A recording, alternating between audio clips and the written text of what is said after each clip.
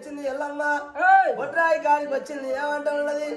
ఎప్పుడైనా సరే మంచిదని చెప్పి అక్కడ మాద వెనక బొడ్రాయి కాడికి వచ్చింది అక్కడ మాద 77 దేవతలు 37 ముళ్ళ కలిసింది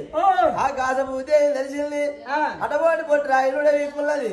బొడ్రాయి కూడా వీక్కున్నది వెళ్ళే పెట్టుకున్నది దాని నుండి ఎల్లమ్మ ఆడిపోతున్నా కూడా